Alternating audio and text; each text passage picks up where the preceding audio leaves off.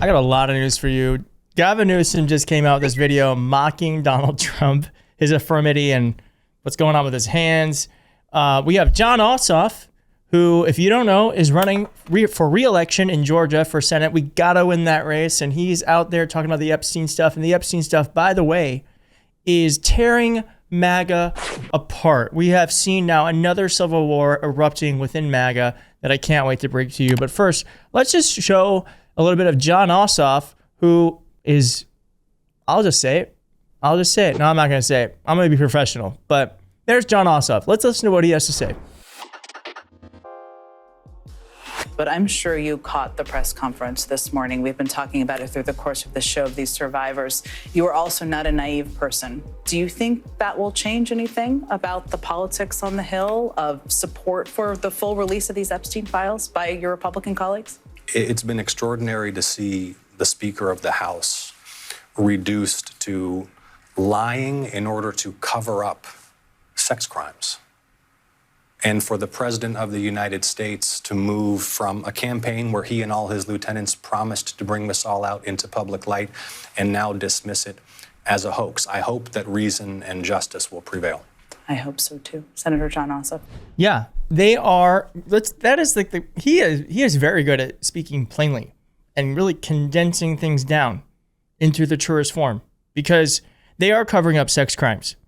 That's the basic nature of what they're doing. There are very powerful people in those documents that they are covering up for.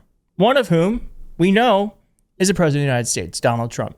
Now, I actually talked to Ro Khanna about this and about how it's actually not that far off that it could get released. And here's what he had to say about what you can do to help make that happen. So I would start by looking at the co-sponsors of the bill, where there are 12, 4 of them have signed. And then, I was told that Victoria Spratz was out at the press conference, so she's certainly persuadable. But there are 200 plus Republicans, and we only need 2. And if we get 2, we're basically going to pass this in the House of Representatives. That would be a big deal. And by the way, it predates Trump. I mean, this has been justice denied for those victims for decades. The problem is much bigger than Pam Bondi. The problem is that this country has basically shielded rich and powerful men from having any accountability.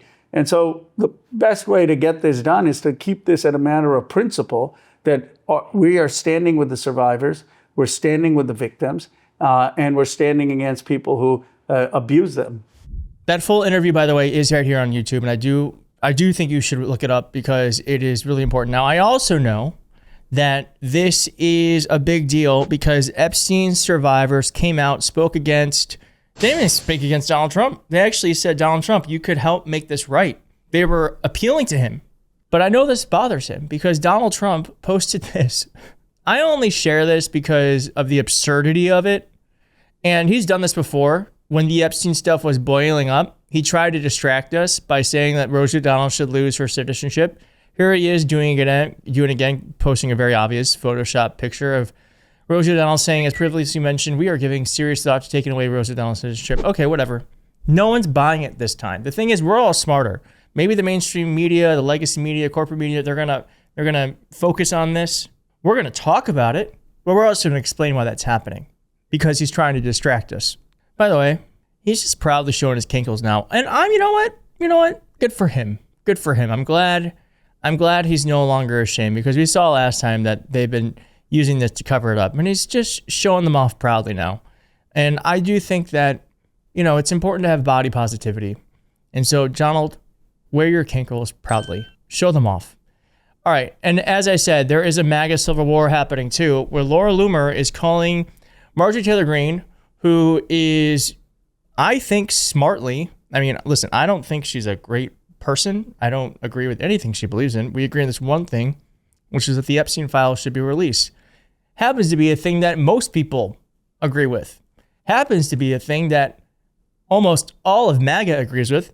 For some reason, it's not something Donald Trump wants. Now, Laura Loomer is on a rage over this.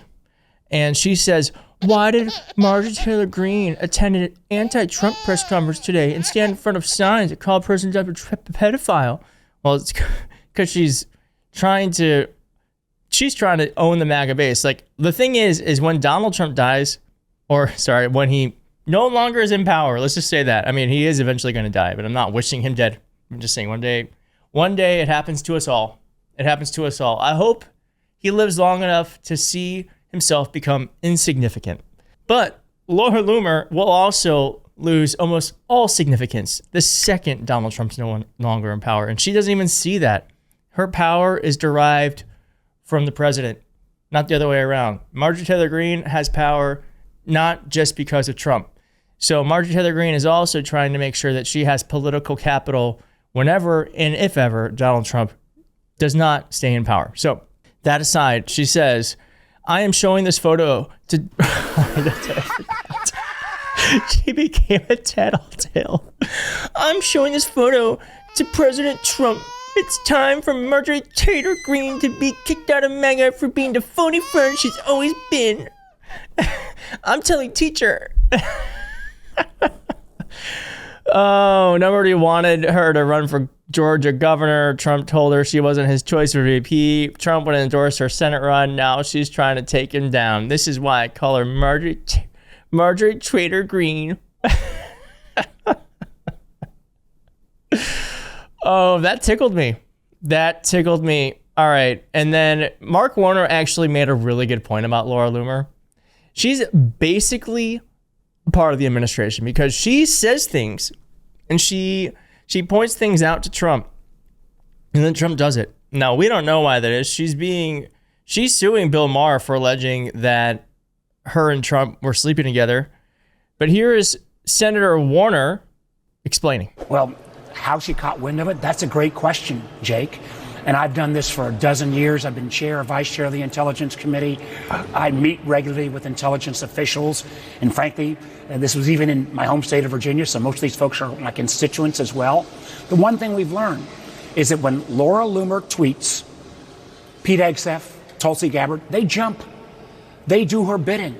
And again, it wasn't just with me. It was like she was the person who got rid of Mike Waltz as the national security advisor. She knocked off the director of the NSA, General Hawk. She pressured Gabbard to put out and declassify and take away security clearances from 37 senior intelligence officials. She's not elected to anything, but she is the de facto, it seems to me, Secretary of Defense and perhaps Director of National Intelligence. She may even be, with Elon Musk on, she may now be the new co-president with Donald Trump. It's pretty amazing, and I just make the point that, visiting these intelligence facilities, not every member of Congress gets to do this. You've got to be on the Intelligence Committee. I've been in the leadership chair or vice chair for years, and if I can't do my job and meet with these officials, see their newest technology, figuring out how AI is affecting some of our overhead facilities, do we really want to say you've got to pass the Laura Loomer litmus test? Ooh, the Laura Loomer litmus test? What could that possibly look like? I don't want to know. All right, let's end with this because Gavin Newsom trolled the president, and we love a good troll on this channel, don't we? Here it is. Gavin, he's got some strange hand action going. I don't know what the hell is his problem there. Oh my God, bro. Oh, hell no, man. What the fuck, man? Get your ass on, boy. Can we watch it one more time? One more time? It was short. Gavin, he's got some strange hand action going. I don't know what the hell is his problem there. Oh my God, bro. Oh, hell no, man. What the fuck, man? Get your ass on, boy. Ooh, I like that. I like that. More of that, please. More of that, please. I would take a dose of that every day. Well, thank you for watching. If you like this video, please hit like in the video. If you're not subscribed, please consider subscribing. And I'll see you next time. Ta-ta.